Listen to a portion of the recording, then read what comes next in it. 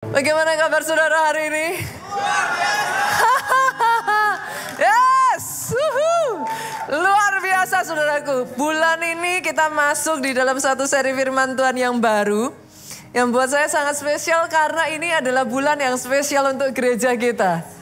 This is our anniversary month. Ini bulan ulang tahun bagi gereja kita. Dan yang saya percaya yang Tuhan berikan rema buat setiap kita. The fire is getting bigger. Saya perkatakan api yang baru. Fresh fire. Dicurahkan atas kehidupan saudara. Boleh aminnya yang paling keras? Boleh kita beri tepuk tangan yang paling meriah buat Yesus Tuhan kita. Saya merasa dalam kehidupan saya sendiri ya saudaraku, bulan-bulan anniversary seperti ini adalah satu bulan yang it's good buat kita untuk evaluasi. Dan satu pertanyaan yang saya rasa di momen ini, di bulan anniversary kita ini yang kita perlu tanyakan, apakah api itu masih menyala di dalam diri kita? Seberapa panas api itu menyala di dalam diri kita? Itu sebabnya saudaraku saya akan membagi ini menjadi 4 kriteria. 4 kriteria saudaraku. Ada orang-orang yang apinya itu menyala dengan begitu hebat di dalam kehidupannya. Dan seberapa banyak dari saudara yang setuju dengan saya? When you are on fire, you cannot hide it. Ketika saudara on fire, saudara gak bisa menyembunyikan itu. Saya masih ingat momen ya saudaraku ketika awal mula saya itu first love sama Tuhan gitu. Saya bisa ngomong ya saudaraku, zaman-zaman itu masih ABG, usia baru belasan tahun. Kita mau ke sekolah aja tuh rasanya udah males-malesan. Tapi karena saya on fire saudaraku, pagi-pagi setiap hari. Saudara ini blessed karena saat ini saudara sudah punya yang namanya Pondok Daud. Zaman itu kita belum ada Pondok Daud loh. Saudara sekarang Jakarta sekalipun belum 24 jam ya saudaraku dalam sehari ya. Tapi Pondok Daud memungkinkan saudara itu bisa datang ke gereja anytime untuk saudara berdoa. Tetapi zaman saya nggak begitu saudaraku. Di gereja kita punya yang namanya doa pagi. So I have to wake up so early, kayak jam 5 pagi kayak gitu sudah ikut saudaraku. Because I'm on fire saudara. Setiap pagi jam 5 saya akan datang just to ask for his presence. Minta penyertaan Tuhan sepanjang hari saya. Kayak minta Tuhan itu terus ada di dalam kehidupan saya. Itu yang saya lakukan saudaraku. Pulang dari Pondok Daud zaman itu ya doa pagi ya saudara. Saya akan ke sekolah. Dan saya itu pulang dari sekolah ya saudara. Saya nggak akan pulang kembali ke tempat saya langsung. Enggak saudara. Itu momen dimana saking on fire-nya saya ya saudara. Kemanapun saya pergi saya akan beritakan Injil. Saya nggak peduli sama siapapun, saya tabrak, saya akan ceritakan tentang Yesus. Saya akan bercerita apa yang Tuhan sudah kerjakan di dalam kehidupan saya, saudaraku. Pernah satu momen saking saya on fire-nya, saudara. Saya nggak pandang bulu, saya nggak lihat, saya menginjili orang gila, saudaraku. Saya nggak ngeh, awal mulanya karena dia cuma diem. Saya ngomongan dia cuma diem, ya saya pikir ya aman-aman aja saudaraku. Tapi waktu berjalan sampai titik tertentu saya tiba-tiba sadar saudara, something is off gitu saudaraku. Tapi karena sudah setengah jalan kan saya nggak mungkin berhenti. Saya lanjut aja, saya tabrak saudaraku. Saya ceritakan tentang Yesus. Dan sejak dari hari itu, dia gak pernah berhenti kemanapun saya pergi. Dia ikutin saya saudaraku. Saya pikir haleluya saudara. Tapi yang dahsyatnya, yang luar biasanya, Tuhan pulihkan kehidupan orang ini. Bahkan dari hidupnya Tuhan pakai dia saudaraku. Bukan hanya dia dipulihkan. Dia membawa mamahnya menerima Yesus Tuhan sebagai juru selamat di dalam kehidupannya. When you are on fire, saudara gak bisa hide. Saudara gak bisa sembunyikan itu. Kemanapun saudara pergi, saya ingat masa-masa ya saudaraku. Bahkan ketika saya Ditentang pun saya, tidak diizinkan pun saudaraku. Setiap hari Minggu saudara, saya akan ambil bicycle saya akan ambil sepeda saya pergi saudaraku ke daerah-daerah di dekat rumah saya yang sorry to say saudara, tempatnya itu kumuh saudaraku. Baik kumuh yang saya maksudkan mungkin supaya saudara bisa dapat gambaran. Mereka itu tinggal hanya di tempat yang kayak 2 kali 2 meter saudara. Besarnya hanya sebesar itu. Tetapi dipakai tinggal mamahnya, papanya, anaknya 3 saudara. Dapurnya di situ, kamar mandinya di situ, tempat makannya di situ saudaraku, tempat tidurnya di situ. Seperti itu keadaannya saudaraku. Pulang dari sekolah saudara, terlepas saudara tahu dong anak-anak usia SMP seperti itu tuh seperti apa kesibukan lesnya. Saudara di sini yang punya anak-anak ABG tentunya saudara mengerti yang saya perkatakan ini saudara. Tapi saya nggak peduli saudaraku. Di momen dimana saya punya waktu saudaraku, saya akan naik sepeda, saya akan pergi ke kampung ini saudaraku. Sekalipun saya ngerti, papi saya, mami saya out of love ya saudara. Mereka pasti khawatir gitu. Tapi saya akan pergi saudaraku dan saya akan ketok dari pintu demi pintu saya akan ketok saudara. Saya akan ajak anak-anaknya untuk ke sekolah minggu saudaraku. Awal mulanya mereka nggak langsung percaya saudara, ini anak mau dikemanain gitu kan saudara. Tapi karena lama kelamaan saudara saya membangun hubungan dengan mereka saudaraku. Dari awalnya saya hanya ngajak 1 anak. Tapi lama kelamaan saudara di kota Solo tuh kalau saudara yang familiar saudara pernah ada yang namanya becak Bapak Ibu. Biasanya kalau becak itu saudaraku kita tuh paling maksimal cuman bawa itu 2 orang terus pangku-pangkuan 2 orang lagi saudara. Kalau kecuali kita mau genjot ya saudaraku, apa kita mau ininya yang di belakang bapak becaknya ya itu lain perkara lagi gitu. Tapi otherwise saudaraku itu 4 orang kita udah tumpuk-tumpukan. Jadi awal mulanya saya hanya bawa 1 becak saudara. Saya duduk, saya bawa 3 anak. Besoknya lagi saya bawa 2 becak. Saya bawa 3 becak. Dari rumah ke rumah setiap hari Minggu saudaraku, saya on fire. Saya nggak bisa berhenti. Orang mau menyuruh saya ini pun saya tidak bisa berhenti saudaraku. Kehidupan doa saya berubah. Kehidupan ibadah saya berubah. Ibadah saya tidak akan pernah biasa-biasa. Setiap kali ibadah seperti ini ya saudara, yang lain cuman diam-diam. Entah saya ada di mana, saya akan angkat tangan, saya akan bilang amin. Kadang-kala tengah pendeta berkhotbah saya bisa meneteskan air mata. When you are on fire, saudara tidak akan pernah bisa menyembunyikan. Dan dengar ini ya saudaraku, sebagian orang ngomong, Pastor kita ini ada di momen yang seperti ini, krisis apa segala macam ya. Justru di tengah-tengah krisis seperti ini, apa kita masih bisa? Apa kita bisa survive? Saya nggak bisa menjawab untuk semua orang ya saudaraku, tapi ini yang saya tahu.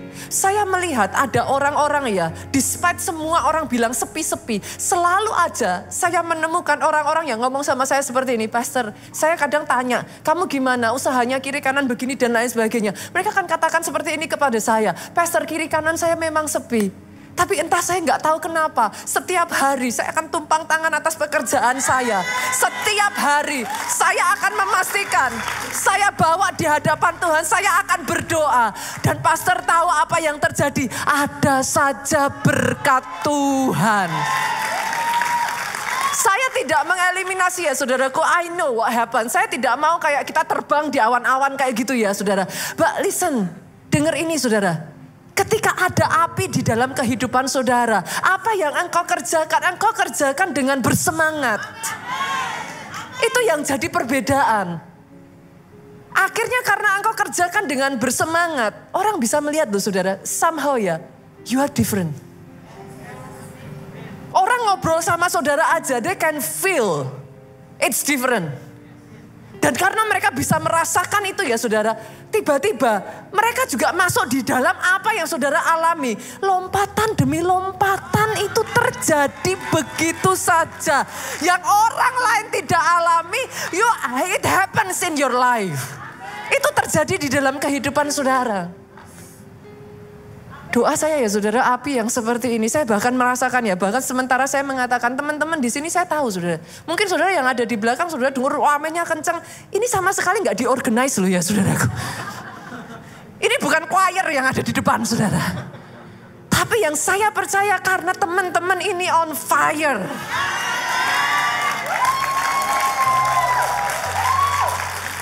Doa saya fresh fire yang seperti ini saudara alami kembali atas hidup saudara. Karena kekristenan tidak akan sama dengan atau tanpa api saudara. You need the fire.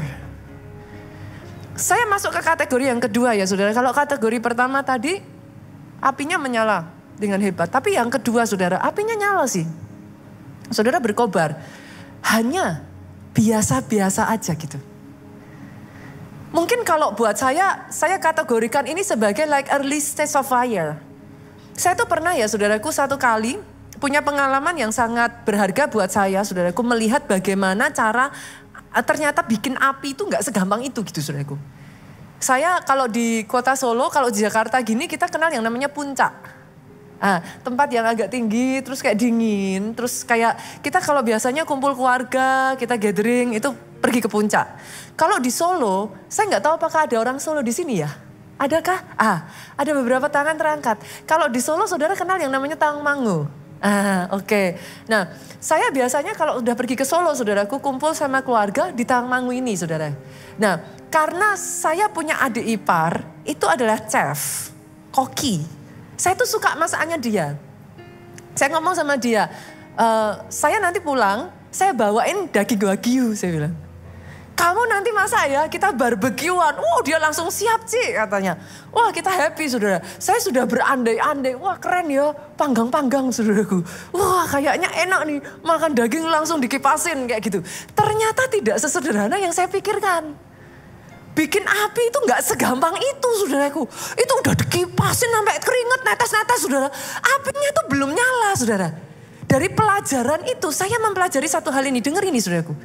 Api itu tidak sedemikian langsung ada loh. You gotta do something loh. Untuk membuat api itu menyala. Saudara gak bisa berharap tiba-tiba nothing happen terus apinya bus langsung menyala. Itu gak, it doesn't happen like that. Bahkan saudaraku saya menemukan satu pelajaran yang cukup menarik. Pada saat api itu dikipasin ya saudara, itu kan kita kumpulkan arang. Kadangkala setelah dikipasin lama tuh, ada salah satu arang itu yang keluar baranya. Warnanya kayak merah-merah tuh. Tapi ketika arang itu keluar baranya, kita udah happy nih. Jadi gitu kan saudara. Di tengah kita happy, kita satukan tuh arang dengan arang-arang lain yang masih mati. Itu hilang loh baranya. Saudara mengerti yang saya maksudkan? Ketika saudara sedang menyala-nyala seperti itu, pastikan komunitasmu komunitas yang tepat. Karena kalau saudara berkumpul dengan orang-orang yang negatif, apinya bisa padam kembali. Saya belajar satu pelajaran yang sangat tidak menyenangkan saudaraku. Begitu lama kita kumpulin dapat satu yang buk. Kita pikir satu yang buk ini kalau ditumpuk yang lainnya dia jadi menyalakan. Tapi ternyata saudara dibutuhkan apinya cukup besar lebih dulu. Baru dia bisa menyalakan yang lain. Kalau saudara masih ada di early stage. Saya perkatakan jangan berhenti. Usahakan kipasin terus. Kipasin terus. Itu sebabnya senggol kiri kanan. Komsel.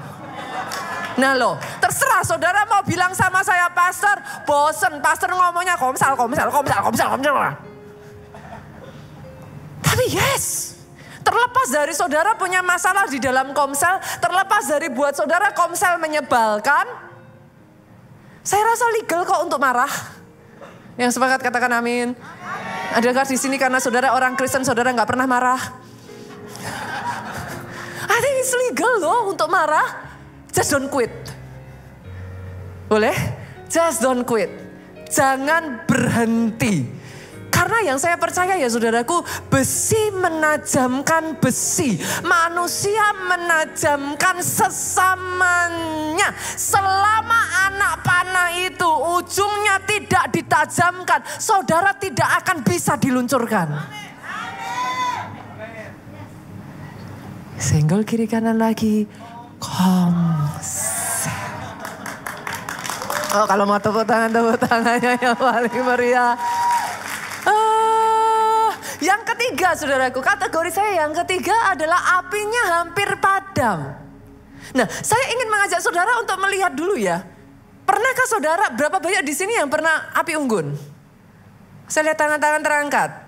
Kalau api sudah sampai menyala begitu besar, saudaraku, pikirkan apa yang saya katakan ini. Renungkan apa yang saya katakan. Nggak semudah itu dia padam loh. Betul waktu awalnya nggak gampang nih ngipasin. Tapi sekalinya dia udah menyala, nggak gampang loh dia padam.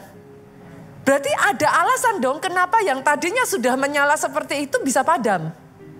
Saya dengan dua pemikiran, saudaraku. Api bisa padam, bisa hampir padam. Yang pertama bisa jadi enggak. Dia baru at early stage. Tapi nothing be done. Enggak dilanjutin. Baru early stage, tapi dia ngumpulnya sama yang salah. Ngumpulnya sama yang baranya mati. Enggak dikipasin. Kalau ada di antara saudara yang hari-hari ini saudara mulai merasakan percikan itu, pastikan terus dikipasin. Bila perlu saudaraku datang ke momen-momen yang tepat. Saudara sekarang sudah ada Pondok Daud, ikut Pondok Daud. Pastor, Pondok Daudnya masih butuh orang. Yang genjreng gitarnya masih belum pas. Yang nyanyi masih fales. Senggol kiri kanan, makanya butuh kamu. Sepakat boleh kita kasih tepuk tangan? Saya panggil orang-orang yang suaranya bagus.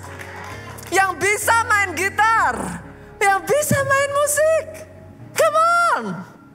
Lah yang ada yang akapela ya mau apa boleh buat tuh saudaraku.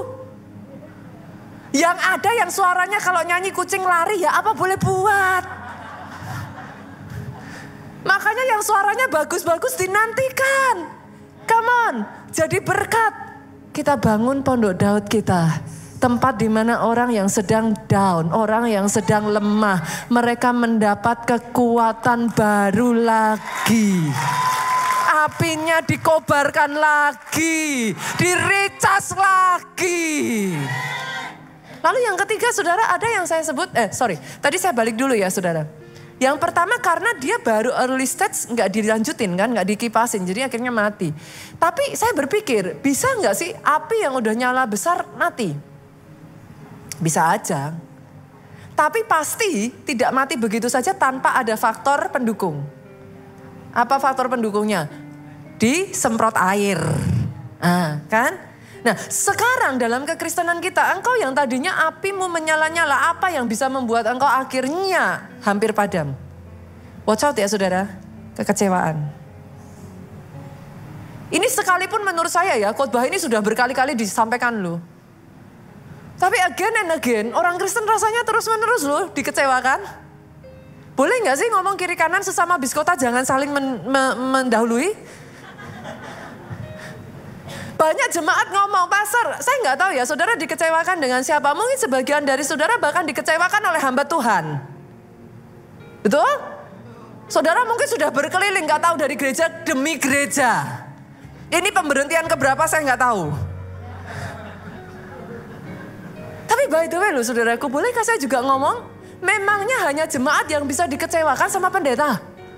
Memangnya pendeta gak bisa kecewa sama jemaat? Kok saudara senang sekali sih saudaraku? Saya bilang pendeta kecewa sama jemaat langsung semuanya.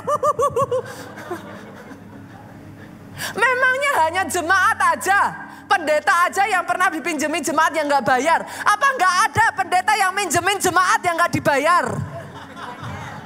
Banyak katanya saudaraku. What's the point? Come on. Dalam Alkitab ya saudaraku hanya 2 institusi loh yang didirikan oleh Tuhan sendiri. Apa? Keluarga dan gereja. Apakah menurut saudara Tuhan iseng? There must be a reason. Kenapa hanya 2 institusi ini saja? Dan 2 ini yang terus-menerus berusaha digoyang. Karena ada rencana Tuhan. Justru di dalam keluarga, justru di dalam keluarga rohani engkau dibentuk. Minyak dari zaitun ya saudaraku, itu tidak akan keluar unless buah zaitun itu diperas. Memangnya enak. I've been there. Kalau saudara mengatakan, Pastor, thank you, I'm blessed. Praise God. You are blessed. Saudara diberkati dari harga yang sudah dibayar. I'm not gonna be the way I am right now ya saudara, kalau saya nggak diizinkan seperti tomat yang udah bonyok. Saya dibanting kanan, saya dibanting kiri. And because of that saudara berasa, saudara mengatakan I am blessed. Dibutuhkan orang-orang yang mau membayar harganya, dihancurkan. Sampai daging saudara diremukkan sehingga orang lain melihat hidupmu, mereka melihat Yesus di dalam engkau. Tapi bagaimana itu bisa terjadi kalau you are not willing? Kalau saudara tidak mengizinkan itu, how can it be? Saudara hanya akan terus-menerus berkata, yes I am blessed. I am blessed by your life. But what about yours? Justru ketika engkau diizinkan oleh Tuhan, diremukkan, dihancurkan, dibanting kanan, dibanting kiri. Dari situ orang bisa mencicipi buahmu dan buahmu manis, saudaraku. Doa saya itu jadi atas kehidupan saudara. Karena yang keempat ya saudara, kalau tidak, yang terjadi kategori yang keempat, apimu padam. Saya sebut yang keempat ini zombie. Saudara masih ke gereja, saudara masih melayani, suami istri masih tidur satu ranjang, satu kamar, satu rumah, saudaraku, tapi nggak ada spiritnya. Nggak ada isinya, nggak ada gregetnya. Saudara ke gereja yang saudara dapatkan cuman, ini pendeta kapan sih selesainya? Saudara ke gereja just because you feel guilty. Karena orang Kristen gak ke gereja kok rasanya ada yang kurang. Tapi much more than that loh yang Tuhan mau kerjakan atas hidupmu. Engkau gak ke gereja hanya supaya engkau sudah bayar hutang. Tuhan punya rencana yang besar. Yang membutuhkan power yang besar. Dan ketika engkau ada di gereja, engkau diisi kembali. Sehingga engkau gak jadi orang yang putar-putar dengan dirimu sendiri. Orang yang belum selesai dengan dirinya sendiri, bagaimana kau bisa melayani orang lain? Engkau butuh dilepaskan, engkau sendiri butuh dilayani. Tapi setelah itu bangkit untuk orang lain. Jangan pernah menjadi orang Kristen yang tidak punya misi di dalam kehidupanmu. Engkau hanya ke gereja just because for the sake of the church. What is it gitu? Di gereja ini engkau dipulihkan, di gereja ini engkau mengalami pembaharuan. Tapi setelah itu ada misi yang Tuhan titipkan dalam kehidupanmu. Keluar, pergi, jadikan semua bangsa muridku. Baptislah mereka, muridkan mereka. Bawa mereka ngalami yang engkau alami. Boleh saya dengar amin yang paling keras dari tempat ini. Boleh tepuk tangannya yang paling meriah buat Yesus Tuhan kita. Pertanyaannya sekarang, which one are you? Engkau yang mana? Buat sebagian dari saudara yang saudara berkata, Pastor, I am on fire. Oh praise God. Semakin banyak yang seperti itu, semakin senang saya saudaraku. Saudara mau tahu bagaimana kita bisa, coba lihat ya pada saat penyembahan saudara di awal. Kalau orang-orangnya di sini ya on fire, kalau orang-orangnya di sini sudah terbiasa di rumah saudara nyembah, suasana itu beda saudara. Saudara ngerasain ya, ketika kita pindah tempat baru, terus baru bangun, jemaat yang datang pun orang-orang baru, saudara nanti ngerti yang saya katakan.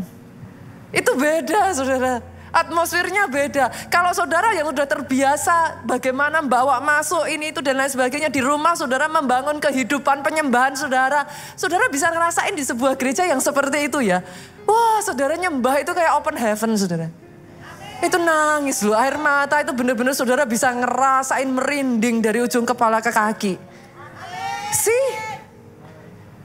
Itu artinya semakin banyak yang on fire. Nah tetapi buat saudara yang sudah on fire, boleh gak saya kasih challenge? Saya kasih tantangan. Jangan merasa puas. One more. Minta lebih lagi. Saya baca, I stumble upon this verse ya saudara. Kita buka ya, Daniel pasalnya yang ketiga ayat 19. Dan saya dibukakan Tuhan sesuatu yang menarik gitu. Actually the verse is not about it gitu ya. Ayat ini tuh bukan berbicara soal itu. Tapi saya jadi memahami sesuatu. Ayatnya ngomong kayak gini. Maka meluaplah kegeraman Nebukadnezar. Air mukanya berubah terhadap Sadrak, Mesak dan Abednego.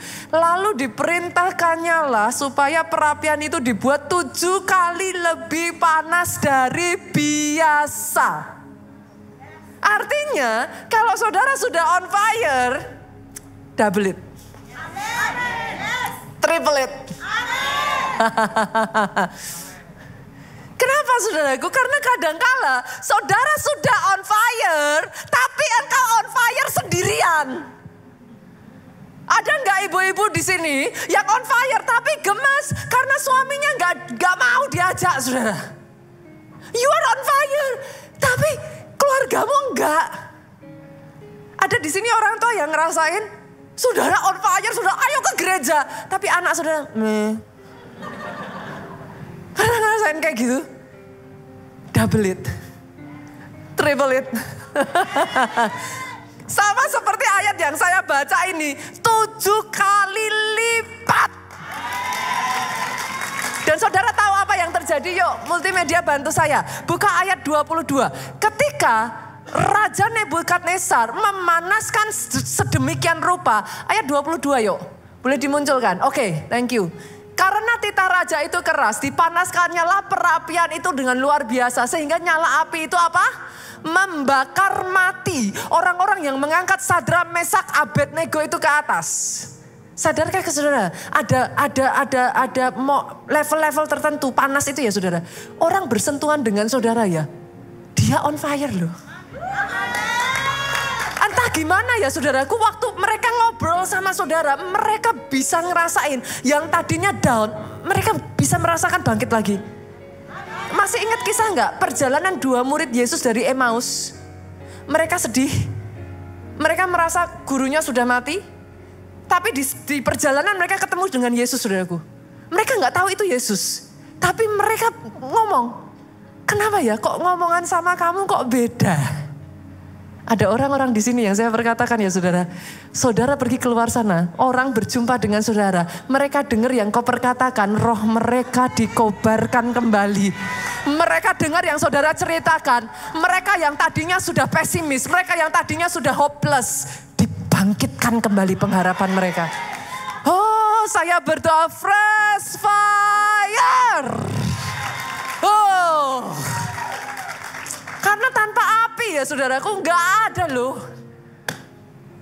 Saudara mau makan nggak daging yang dibakar di tadi, api yang nggak nyala tadi? Nggak matang loh saudara. Gitu? Sashimi katanya. Nggak matang. Nggak enak. Hanya orang yang apinya menyala yang bisa menjadikan daging yang matang dan enak. Which one are you? Kalau saudara memang ya, Pastor I'm in the early stage, ya udah kobarin terus aja, bayar. Kipasin terus, jangan berhenti saudara, cari aja. Bahkan di gereja ada acara-acara apa, ikuti saudaraku. Loh itu caranya. Saudara kalau mau apinya lebih besar ikuti. Percaya saya, nanti hari demi hari ya, kalau enggak saudara kobarin. Ngadepin masalah, ngadepin perkataan negatif, dengar berita ini, dengar berita itu, mati itu apinya. See? Itu saudara harus sampai berkobar apinya. Sebelum dia berkobar ya saudara, jangankan dia disuruh manggang tuh daging. Dia masih struggle dengan dirinya sendiri. Nyala enggak ya? Mati lagi. Nyala lagi. Pernah ngalami enggak? Saat teduh. Hari ini saat teduh. Besok. Besoknya lagi. Saat teduh lagi nyala. Besoknya lagi. I've been there. Enggak ada jalan lain. Apimu harus sampai berkobar. Kalau enggak, yang ketiga ya saudaraku. Kalau apinya itu hampir padam. Saudara pernah enggak sih nyalain itu loh, roti ulang tahun? Sih, lilinnya kecil kan? Apinya kecil kan? Apa yang saudara lakukan seringkali? Bener? Buat lilin yang seperti itu ya, enggak butuh badai saudara. Iblis itu cuma kayak gini loh. Habis. Saudara ngerti ya? It doesn't even take Saudara jangan bicara soal badai sama saya. Kalau lilin saudara, api saudara udah setengah mati setengah hidup ya. Iblis tuh gak perlu kerja keras. Cuma diginin doang. Mati saudara. Saya berdoa tidak ada satupun yang seperti itu. Oh, saya berdoa ya saudaraku. Apimu tuh menyala dengan besar. Karena kalau apinya menyala besar, denger ini. Saya pernah ngalamin ini, kenapa saya tahu? Jogja itu pernah ngalami kebakaran, saudara. Kalau api itu udah menyala besar ya, saudara. Itu jendela dibuka, kena angin. Nyalanya lebih besar. Saudara, kalau apinya menyala ya, mau badai, masalah, gak usah takut. Nyalanya akan lebih besar. Yang ada di dalam diri saudara malah marah. Iblis berani-beraninya. Mari kita lihat siapa yang lebih kuat. Loh ya begitu saudaraku. Tapi kalau nyalamu kecil, baru datang masalah sedikit. Dia kayak api itu sudah goyang kan. Tapi kalau apinya gede. Jadi poinnya boleh ya saudara tangkap ini ya. Jangan eliminasi masalah. Masalah itu bahan baku. Saudara eliminasi saudara rugi. Masalah itu bahan bakunya mujizat. Dipanggang aja jadinya mujizat. Kan gitu. Loh kan make sense kan? Make sense toh? Masalah kalau saudara tidak ada api, dia menghancurkan hidupmu. Tapi kalau dia api, saudara akan muncul mujizat yang terjadi. Nah, aminnya boleh yang paling keras. Kasih tepuk tangannya yang paling meriah. Bahkan firman tuh ngomong, pastor kalau saya benar-benar udah ini gimana? Matius 12 saudaraku lihat. Ayatnya yang ke-20. Ini ada lagunya kan. Bulu yang terkulai takkan dipatahkannya. Dia akan jadikan indah. Sungguh lebih berharga sumbu. Nah. Takkan dipadamkannya, dia akan jadikan terang untuk kemuliaannya jadi atas hidupnya. Yang saya kenal ya saudaraku, bahkan Tuhan saya ya, kalau Tuhan saya masih sama ya. Dan kita menyembah Tuhan yang sama kan? Dia masih Tuhan yang membangkitkan Lazarus. Bahkan satu kali dia berjumpa dengan seorang nabi, saudaraku. Diperhadapkan pada tulang yang sudah begitu kering. Yeskiel. Tuhan tanya sama Yeskiel, bisakah tulang yang kering ini dibangkitkan? Saya tuh baca ayat itu ketawa loh, saudara. Saya pikir, wah Yeskiel berhikmat ini, saudaraku. Tuhan tanya, bisa gak dibangkitkan? Menurut saudara gimana? Hah? Ternyata iman keluarga Allah lebih besar dari Yeskiel, saudara. Karena pada saat Yeskiel melihat itu, dia mau ngomong gak bisa, dia sungkan sama Tuhan. Masa ngomong sama Tuhan, gak bisa Tuhan? Siapa dia berani ngomong gak bisa sama Tuhan, kalau gak disambar api, saudaraku. Tapi dia mau ngomong bisa. Yang di depan matanya tulang itu sudah terlalu kering. Akhirnya Yeskiel ngomong, hanya Engkau yang tahu Tuhan. Lo bijaksana kan? Itu jawaban yang paling aman saudaraku. Hanya Engkau yang tahu Tuhan. Saya tuh baca ayat itu saya ketawa saudara. Karena sebenarnya Yeskiel tuh mau ngomong. Secara manusia gak bisa. Tapi bagi Tuhan. Tak kasih tepuk tangan saudaraku. Ini kalau setiap ibadah kayak gini, saya khotbahnya ringan ini saudara. Saya belum khotbah aja udah amin saudara. Aduh Tuhan Yesus. Tidak ada yang mustahil saudara. Dengar ini ya, bahkan kalau toh saat ini ada ya di antara saudara, yang saudara apimu tuh sudah terasa padam. By you coming here aja ya saudaraku. Saudara datang ke tempat ini saja, sebenarnya buat saya ya. Saudara masih berusaha kok untuk menyalakan lagi apimu.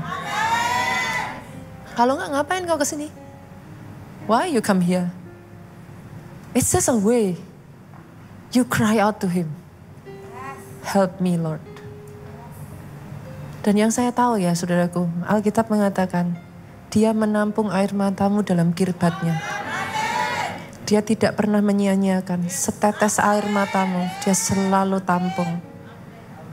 One cry from your mouth, saudaraku. Dia dengar dan dia lari memeluk engkau. Jadi buat saudara yang hari ini kau merasa apimu sudah padam sekalipun. Oh, I speak fresh fire.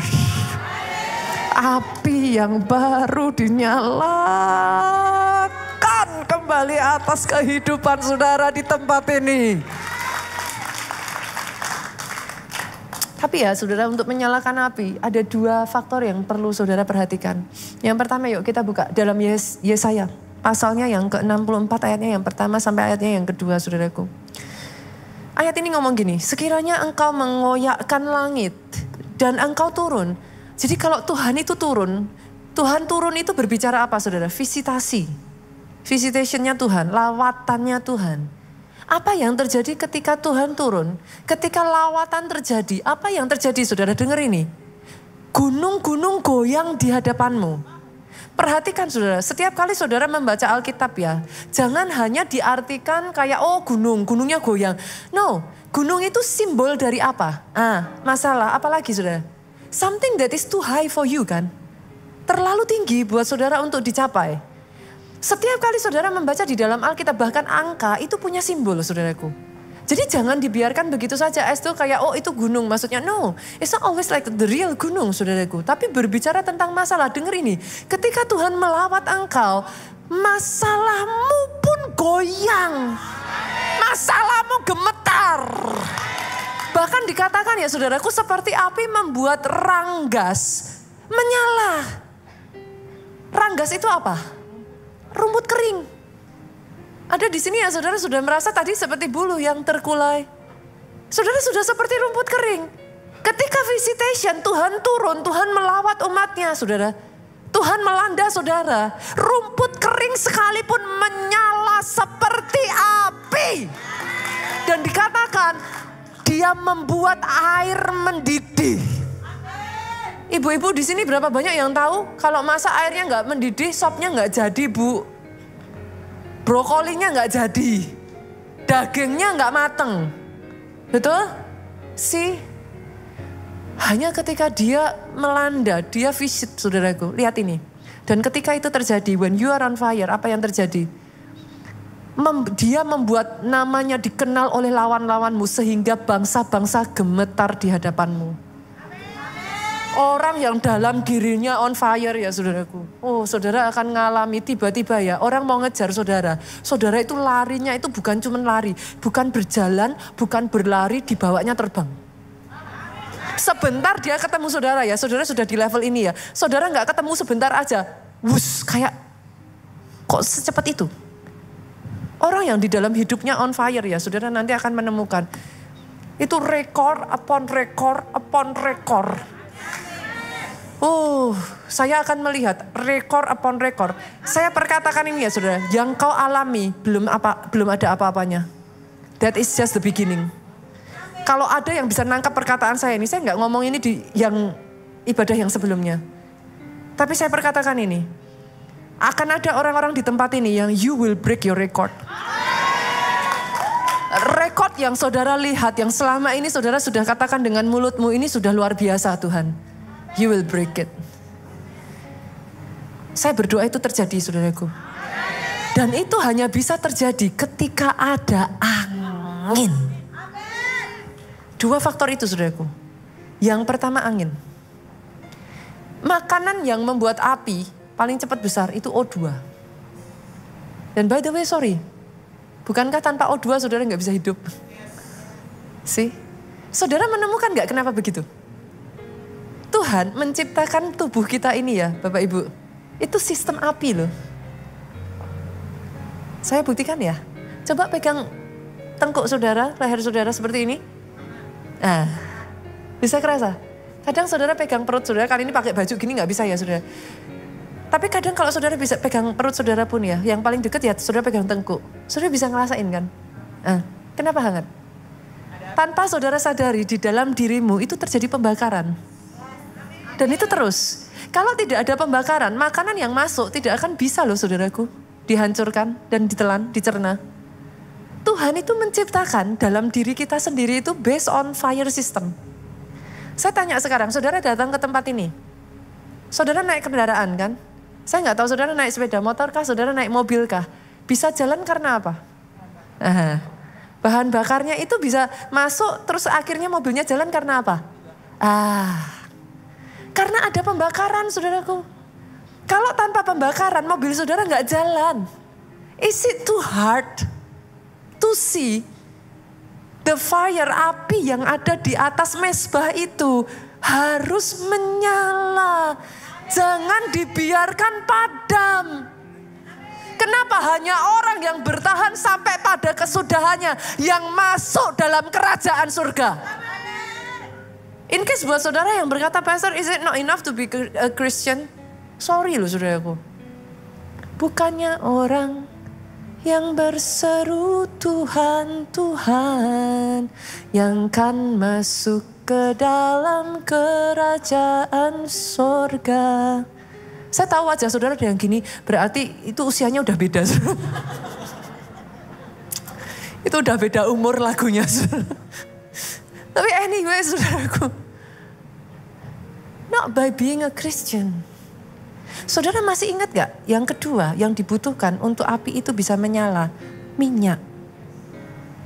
Masih ingat kisah 5 gadis bijaksana dengan 5 gadis bodoh? Oke ya saudaraku, ingat ya. Apa yang membedakan gadis bodoh dan gadis bijaksana? Tapi itu kan kita baru tahunya di akhir. In the beginning gak ada bedanya.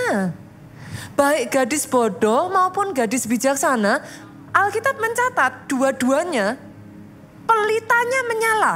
Baca nanti saudara, Matius 25 saudara baca dari ayat pertama sampai nanti go through satu perikop. Pelitanya dua-duanya menyala. Baik gadis bijaksana maupun gadis bodoh heading toward the same direction. Mereka datang ke pesta perkawinan anak domba. Berarti arahnya sama dong. Siapakah orang Kristen di sini yang gak mau masuk surga? Ngapain saudara ke sini? Kan gitu. Ceritanya tuh sesederhana itu gitu saudaraku. Artinya sama. Gak ada bedanya. Yang ketiga saudaraku, baik yang bijaksana maupun yang bodoh sama-sama tidur. Loh baca aja. Mereka semuanya tidur. Jadi gak ada bedanya. Pastor, in case ada di antara saudara yang bertanya, keterlaluan tuh masa tidur. Oke, saya kasih gambaran ya saudaraku. Makanya kenapa saya tuh paling senang kalau saudara baca Alkitab. Jangan hanya baca. Gambarkan saudaraku. Saudara harus mengimajinasikan. Kalau di sini zaman sekarang ya saudara. Saudara diundang ke pesta pernikahan. Di Jakarta pesta pernikahan jam berapa kira-kira? Jam 6? Jam 7? Oke lah ya, jam 6, jam 7 lah ya pesta pernikahan. Let's say jam 6, jam 7, terus sampai jam 8 mempelai gak datang. Jam 9 belum datang. Berarti lebih bagusan gadis tadi dong. Mereka tidur doang loh tapi gak pulang. Sampai jam 10 belum datang. Saudara pulang kan. Nah saudara bisa membayangkan kenapa gadis bijaksana dan gadis bodoh itu tidur. Karena Alkitab mencatat mempelai tidak kunjung datang. Sampai Alkitab mencatat apa? Tengah malam mereka baru datang. Tengah malam itu jam berapa? Nah pesta jam 6, jam 7, mempelai datang jam 12. Mau ditunggu? Saudara ngerti kan sekarang kenapa kedua gadis ini, 5 gadis bodoh, gadis bijaksana, kenapa mereka tidur gitu. Nah cuman saudaraku yang jadi masalah bukan itunya. Gak peduli yang manapun, yang bisa masuk dicatat, yang apinya menyala. Jadi starting well is not enough. It's good, but it's not enough. You gotta finish well, finish strong. Itu sebabnya ketika saya mendoakan setiap jemaat ya saya gak minta yang lain saudara. Bahkan setiap kali saya ulang tahun, jemaat selalu kalau ada yang ngucapin selamat, saya cuma mintanya satu. Doakan saya bisa finish well, finish strong. Banyak orang yang memulai hebat saudaraku. Banyak orang yang namanya melambung tinggi. Banyak orang yang I don't know sudah melakukan hal-hal hebat saudara. Tapi tidak semua mereka finish well dan finish strong. Jadi ketika saya berdoa kepada Tuhan, saya minta itu. Satu persatu dari saudara ya dimampukan finish well, finish strong. Dan saudara tidak bisa melakukan itu kalau apimu tidak menyala. Apimu harus menyala. Apimu harus menyala, saudaraku. Dan yang membuat api bisa bertahan sampai akhir bukan yang lain-lain, saudaraku. Ekstra minyak. Pastor, apakah terlambat kalau saya ambil ekstra minyak setelah ada masalah? Ya nggak apa-apa sih. Sama kan, gadis bodoh kan juga sama. Setelah muncul masalah, minyaknya pelitanya padam, mempelai belum datang, muncul masalah kan saudaraku. Dia minta dari gadis bijaksana. Yuk kita buka Matius pasalnya yang ke-25 ayatnya yang ke-9 saudara. Apa kata gadis bijaksana? Mereka ngomong seperti ini.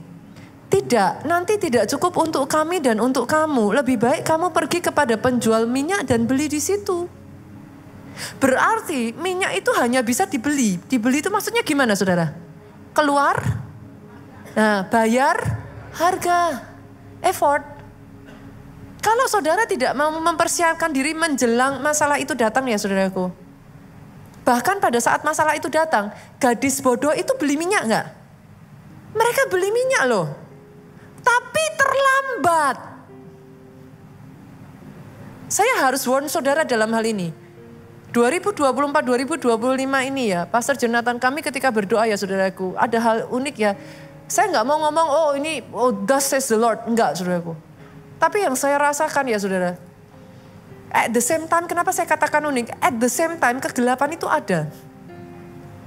Tapi saya melihat, ada orang-orang yang justru di dalam kegelapan itu terangnya bercahaya lebih terang.